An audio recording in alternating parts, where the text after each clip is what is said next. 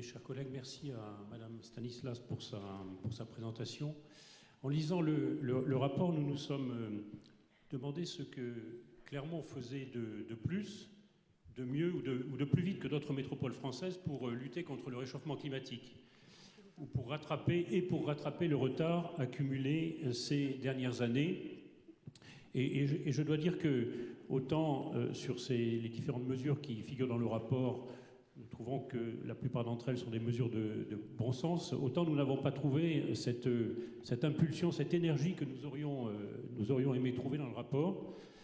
Nous avons perçu un certain nombre de rendez-vous manqués. Alors le mandat n'est pas terminé, donc il n'est peut-être pas trop tard, et je vais en citer quelques-uns de ces rendez-vous manqués. Le premier, c'est le projet Inspire.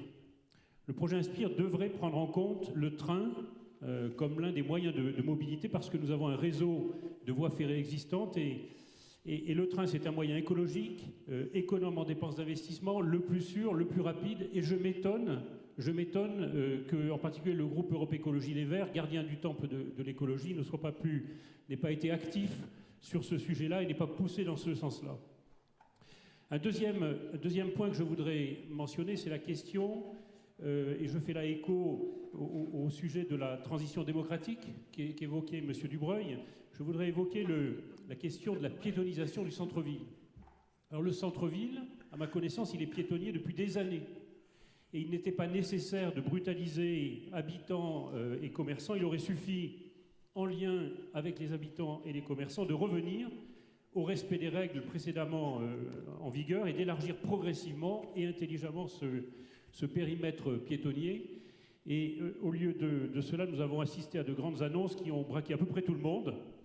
Et nous, ce que nous souhaitons dire, c'est que nous sommes pour la liberté d'accéder à son domicile 24 heures sur 24, pour une durée courte, mais nous sommes aussi pour des règles claires que la police municipale fait respecter, et pas pour des passe-droits et des exceptions qui finissent par engorger le centre-ville et faire en sorte que ce centre-ville piétonnier ne l'est finalement plus. Donc ça, c'est un premier point que j'aurais aimé voir dans ce rapport. Un deuxième sujet que je voudrais évoquer, c'est la question des 30 km/h en ville.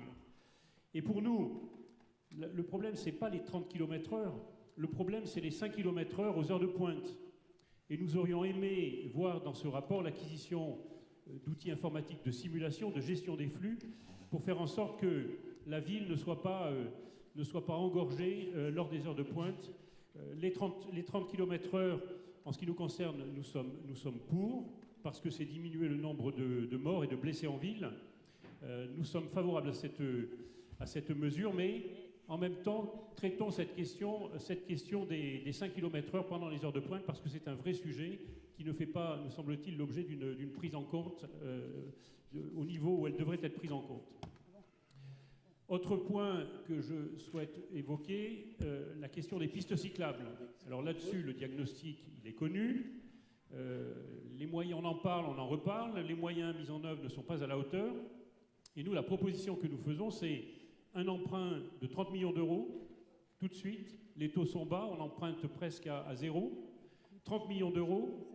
La mobilisation de bureaux d'études externes, parce que les bureaux d'études de la métropole sont bien occupés par un tas de sujets, avec l'idée de traiter cette question en 2 ans et non pas de la traîner tout au long de ce mandat.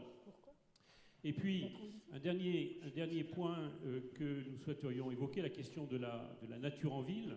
Alors, les permis de végétaliser, c'est très bien. Moi, je viens moi-même de déposer ma demande le week-end dernier. Mais dans les jours qui viennent, le maire s'apprête à signer l'arrêt de mort d'un parc de 4 hectares, le parc des Petites Sœurs des Pauvres, le long du boulevard Jean-Baptiste Dumas. Plus de 600 riverains ont signé une pétition et adressé 3 courriers au maire, tous demeurés sans réponse. Ce qu'ils demandent, c'est que la ville préempte ce parc de 4 hectares et l'ouvre aux Clermontois et aux Clermontois. Moi, ce que je demande, c'est qu'on puisse les recevoir, les écouter. Et d'ailleurs, je vais vous faire passer, monsieur le maire, l'un des courriers qu'ils vous ont adressé, qui est resté lettre morte.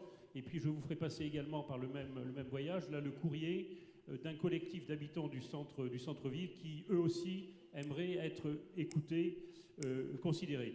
Voilà, donc les mesures que vous proposez dans ce rapport vont dans le bon sens. La ville est administrée, là-dessus nous n'avons pas d'inquiétude, mais nous aimerions voir une capacité de remise en cause, une capacité à imaginer des solutions pour traiter vite les problèmes urgents, rattraper notre retard. Et selon nous, le rapport que vous nous proposez n'est pas à la hauteur des enjeux et en particulier de l'enjeu climatique. Je vous remercie.